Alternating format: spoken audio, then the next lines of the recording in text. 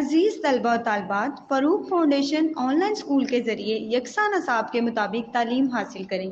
अगर हमारी वीडियोस पसंद आएँ तो चैनल को सब्सक्राइब करें और दोस्तों के साथ शेयर करें और बेल आइकन को लाजमी दबाएं ताकि आइंदा आने वाली तालीमी वीडियोस आप हासिल कर सकें। अस्सलाम वालेकुम बच्चों, उम्मीद है आप सब खैरियत से होंगे। बच्चों, ऑनलाइन स्कूल से आप मुकम्मल तालीम हासिल करके बोर्ड का इम्तहान बराए जमात नहम और दहम बेहतर तौर पर पास कर सकते हैं।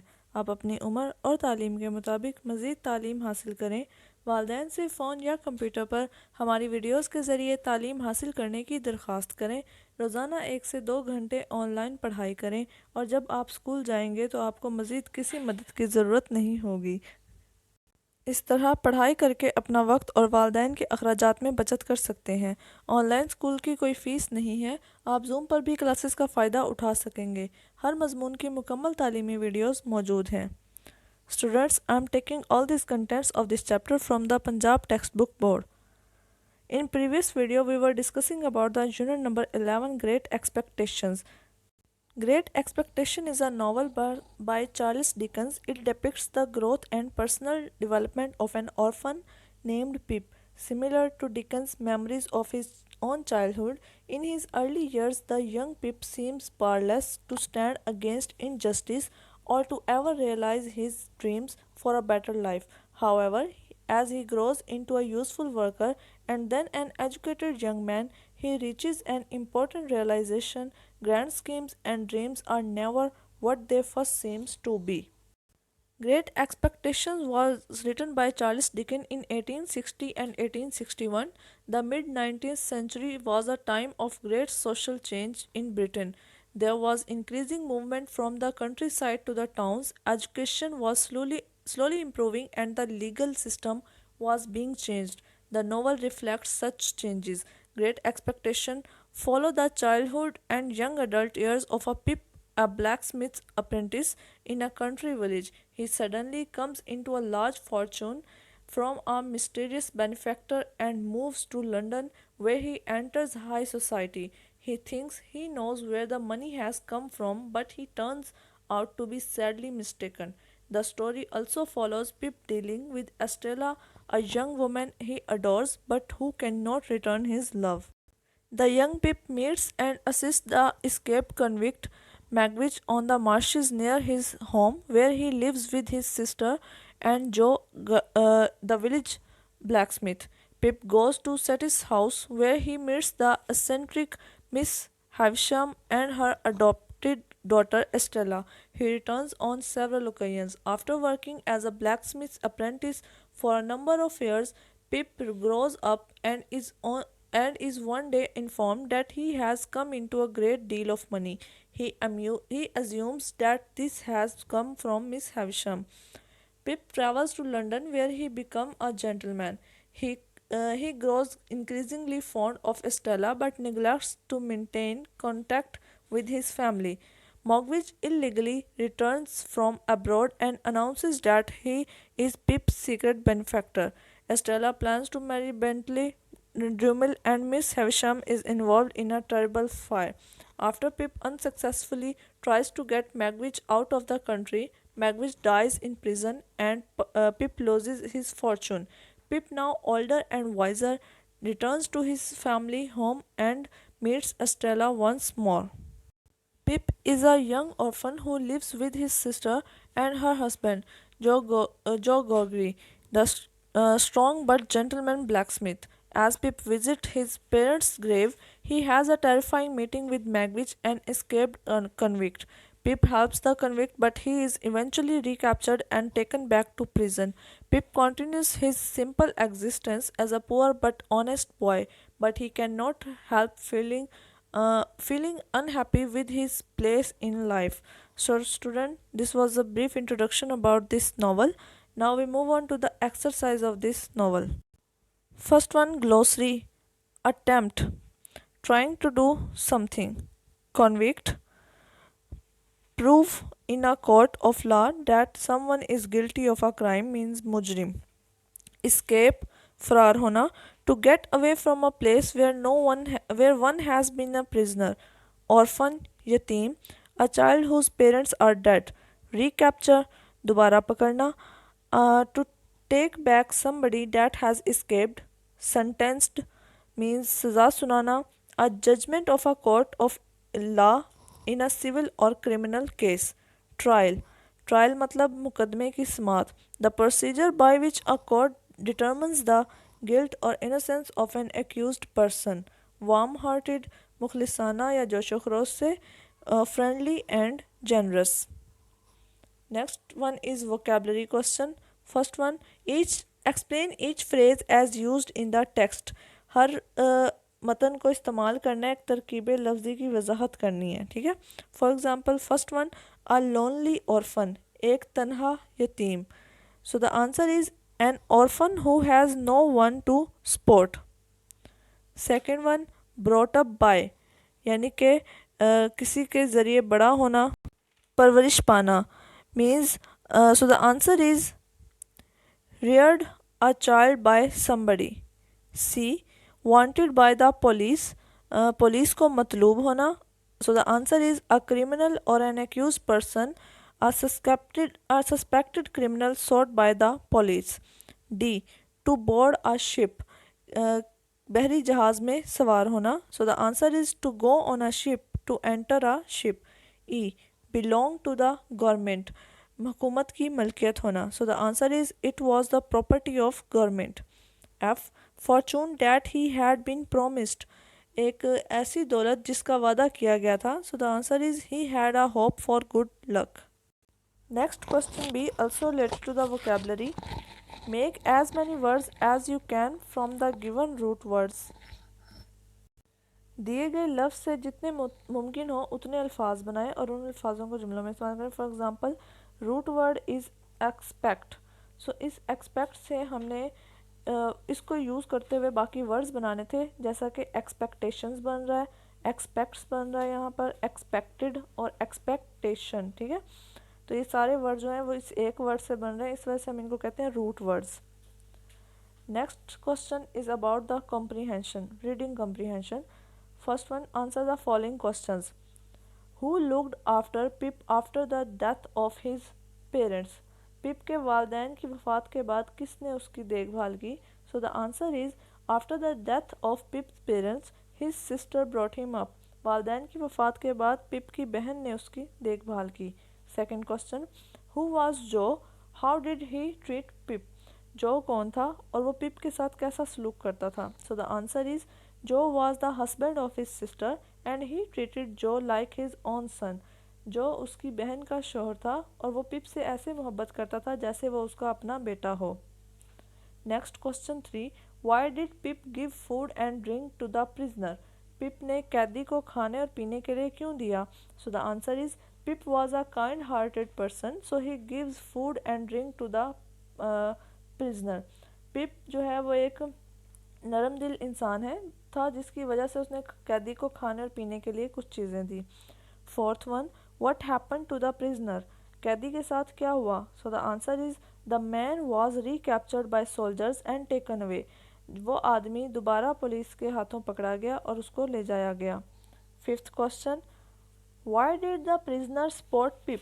कैदी ने पिप की मदद क्यों की? So the answer is Pip had been kind to the prisoner when he was in trouble, they support him a lot. जब वो कैदी मुश्किल हालात में था तो पिप ने उसकी मदद की थी, जिसकी वजह से उसने बाद में पिप को सपोर्ट दी या उसकी मदद की. 6.1, what happen to the prisoner's wealth after his death? कैदी की मौत के बाद उसकी दौलत का क्या हुआ? So the answer is by law all his money belong to the government, so government took hold of his wealth after his death. तमाम की तमाम रकम कानून के मुताबिक गवर्नमेंट की मलकियत थी, तो गवर्नमेंट उस तमाम उसकी दौलत जो है वो उसको ले लिया गवर्नमेंट ने, हुकूमत ने. Next question 7, do you know a person who achieved success in life through his hard work? क्या आप किसी ऐसे शख्स को जानते हैं जिसने ज़िंदगी में अपनी मेहनत से कामयाबी हासिल की हो? So the answer is yes, I know many person who achieved success in their lives through their hard work. जी हाँ, मैं ऐसे बहुत से लोगों को जानता हूँ जिन्होंने अपनी मेहनत के ज़रिए अपनी ज़िंदगी में कामयाबी हासिल की. Next question B, also related to the comprehension. Analyze elements of the story Great Expectation with the help of following story map. Great expectation जिस जो स्टोरी है उसको देखते हुए हमने इस मैप के ज़रिए से उसको फिलअप करना है। First one for example setting है, देखें यहाँ पर सेटिंग दी हुई है। Story has a setting of a poor family, it depicts life of a lonely and poor orphan. ठीक है, ये जो कहानी है ये कैसे मतलब कि गरीब ख़ानदान की है जो कि तन्हा रहता है और एक यतीम बच्चा है। नेक्स्ट है करेक्टर्स। ठीक है, करेक्टर कौन कौन से हैं? 4 characters are discuss mainly in the story, Pip, Joe, prisoner and Pip sister. 4 main या अहम किरदारों का जिक्र किया गया इसके अंदर। सबसे पहले पिप का, फिर जो और कैदी यानी कि प्रिजनर का, और पिप की बहन का। नेक्स्ट वन इज़ प्रॉब्लम, के मसला क्या था। The problem which is discussed in the story mainly is the expectation to became a successful person in life. असल मसला ये था कि किसी से अजीम तवक्कुआत वाबस्ता कर ली जाएं अपनी ज़िंदगी को कामयाब बनाने के लिए। नेक्स्ट वन इज़ सॉल्यूशन, कि उसका हल क्या था। The solution of the problem in story suggested is hard working and self reliance. और उसका हल ये है कि आप ज़िंदगी में सख्त मेहनत करें और अपने ऊपर इन्हिसार करें। दूसरों के ऊपर इन्हिसार करने से कामयाबी नहीं मिलती। Student, next question is about the grammar. First one is past perfect tense. Past perfect tense से रिलेटेड हमने ये फर्स्ट फिलअप करना है। Fill in the blank with past perfect tense. In the case of question use the indicated subject. हाँ जी, हमने यहाँ पर सवालिया की सूरत में इंडिकेट सब्जेक्ट को इस्तेमाल करना है। So first one is they dash before he arrived, and bracket के अंदर ईट लिखा हुआ है। ईट को यूज़ करते हुए हमने यहाँ पर पास्ट परफेक्ट टेंस बनाना है इसको। तो पास्ट परफेक्ट टेंस के अंदर बेटा हेल्पिंग वर्ब जो है वो हैड यूज़ होता है और उसके साथ वर्ब की थर्ड फॉर्म यूज़ होती है। तो हम यहाँ पर लिखेंगे हैड ईटन। ठीक है, हैड जो है वो हेल्पिंग वर्ब और उसके बाद ईट की third form eaten. They had eaten before he arrived. Second one, what dash that upset him so much. हाँ जी, तो यहाँ पर दो चीज़ें दी गई, यू और डू।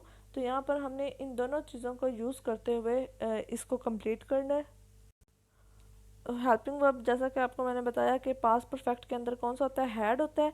तो यहाँ पर लिखेंगे व्हाट हैड यू, और डू की थर्ड फॉर्म क्या होगी, done.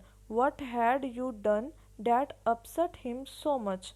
Third one, Ali dash the gardening before it started raining. So यहाँ पे ब्रैकेट के अंदर नॉट डू लिखा हुआ है, तो यहाँ पर हमने इसको नेगेटिव सेंटेंस में कन्वर्ट कर देना है। Ali had helping verb, had के बाद नॉट और डू की third form done. Ali had not done the gardening before it started raining. Fourth one, we dash so we weren't hungry. अब देखें यहाँ पे पास्ट परफेक्ट में हेल्पिंग वर्ब हैड है, तो हैड के बाद थर्ड फॉर्म क्या होगी, ईटन, और ऑलरेडी वैसे का वैसे आ जाएगा। We had eaten already so we were not hungry.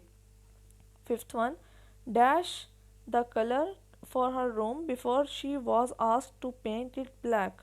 तो यहाँ पर बेटा देखें क्वेश्चन मतलब कि क्वेश्चन पूछा जा रहा है, क्वेश्चनिंग सेंटेंस है, तो यहाँ पर हम जो हेल्पिंग वर्ब है उसको स्टार्ट में ले आएंगे।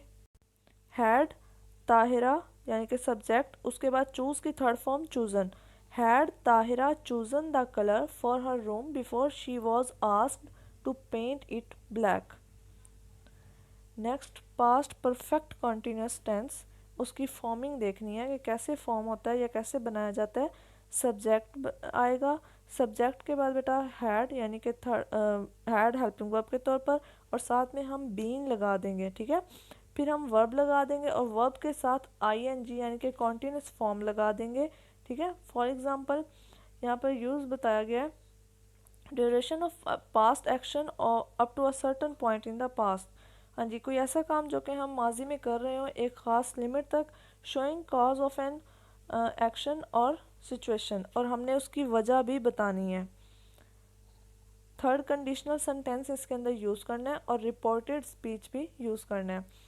क्वेश्चनिंग जो सेंटेंस होंगे यानी कि इंटरोगेटिव जो सेंटेंस होंगे उनके अंदर हम हैड को स्टार्ट में ले आएंगे, फिर सब्जेक्ट, फिर उसके बाद बीन, और फिर वर्ब, और वर्ब के साथ ing आ जाएगा, ठीक है। और फिर उसके बाद हमने नेगेटिव सेंटेंसेस के अंदर क्या करना है, सब्जेक्ट आएगा, हैड और बीन के दरमियान में नोट आएगा, ठीक है, और वर्ब के साथ ing यानी कि कॉन्टिन्यूस फॉर्म लगा दी जाएगी। Next question B, also related to the grammar, fill in the blanks with the past perfect tense और past perfect continuous tense whichever appropriate। हमने इन ब्लैंक्स को फिल करना है पास्ट परफेक्ट टेंस से या फिर पास्ट परफेक्ट कॉन्टीन्यूस से, जिसके ज़रिए हमें ज़्यादा सूटेबल लगे ये वाली मतलब के ब्लैंक, उसको हमने फिल कर देना है। First one, they dash their homework on time. तो यहाँ पर नॉट और कंप्लीट का वर्ड है, तो हम यहाँ पर हैड यूज़ करेंगे, यानी कि पास्ट परफेक्ट टेंस इसको बनाएंगे। They had not completed, complete की third form completed their homework on time. Second one, I dash for hours when my eyes began to hurt. I had been reading, ठीक है, ये हम past perfect continuous tense बना रहे हैं यहाँ पे। I had been reading, read और फिर उसके बाद ing यानी कि continuous form लगाएंगे तो reading बन जाएगा। I had been reading for hours when my eyes began to hurt. Third one, Samreen dash 5 stories by the end of the weeks। तो यहाँ पर बेटा हम इसको पास्ट परफेक्ट टेंस में कन्वर्ट करेंगे। समरीन हैड रेड, रीड की थर्ड फॉर्म रेड होता है लेकिन स्पेलिंग यही होते हैं। 5 stories by the end of the week। Fourth one, they dash to contact their parents for days when they finally succeeded। तो इसको हम पास्ट परफेक्ट कॉन्टिन्यूस टेंस में चेंज करेंगे। दे हैड बीन और ट्राई और आगे ing लगा देंगे, तो they had been trying to contact their parents for days when they finally succeeded. Fifth one, she dash for a car for months when she found one at a reasonable price. तो बेटा इसको भी हम past perfect continuous tense में change करेंगे। She had been looking, look के आगे ing लगा देंगे और स्टार्ट में हैड बीन लगा देंगे, ठीक है।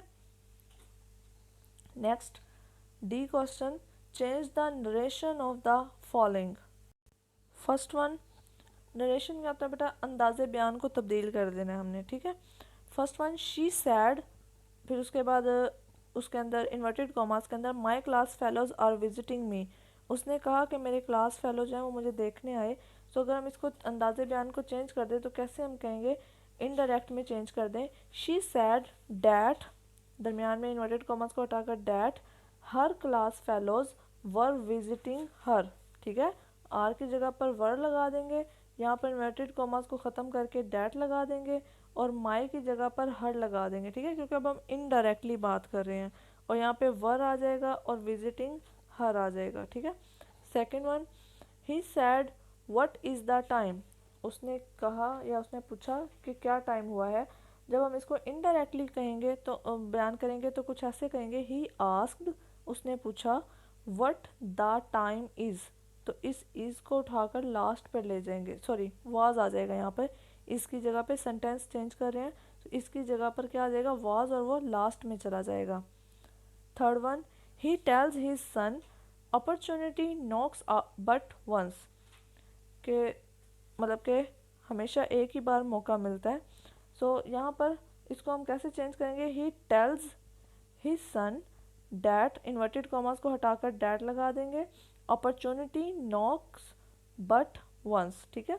और कुछ भी चेंज नहीं करेंगे, बस इन्वर्टेड कॉमास को हटाकर हम यहाँ पर डैट लगा देंगे। Fourth one, he asked the servant where did you leave my glasses. तो हम इसको कैसे चेंज करेंगे, he asked the servant where he had left his glasses, he had left his glasses. Fifth one, he said keep quiet, उसने कहा खामोश रहो। तो यहाँ पर देखें ऑर्डर दिया जा रहा है तो हम इसको ऑर्डर्ड में सैड की जगह पर ऑर्डर्ड में चेंज कर देंगे, he ordered to keep quiet. Six one, she said don't waste your time, उसने कहा कि अपना वक्त ज़ाया ना करो। तो देखें इसके अंदर नसीहत की जा रही है, तो हम इसको जब इनडायरेक्ट स्पीच में कन्वर्ट करेंगे तो हम यहाँ पर एडवाइस का वर्ड यूज़ करेंगे। She advised not to waste my time. Seventh, she explained, my friends and I are here to help you. So जब हम इसको चेंज करेंगे, she explained that, inverted commas को हटाकर हमने डैट लगाया, her friends and she were there to help me. ठीक है। नेक्स्ट है बेटा active passive voice. E question, change the following into active voice. हमने इनको एक्टिव वॉइस के अंदर चेंज कर देना है। ठीक है। पैसिव लिखे हुए हैं, इनको हम एक्टिव में चेंज कर देना है। First one, the novel Great Expectations was written by Charles Dickens. जब हम इसको एक्टिव वॉइस में चेंज करेंगे तो ऐसे लिखेंगे, Charles Dickens wrote the novel Great expectations. ठीक है। चार्ल्स इसको हम सब्जेक्ट बना देंगे और इसको हम ऑब्जेक्ट बना देंगे। ठीक है।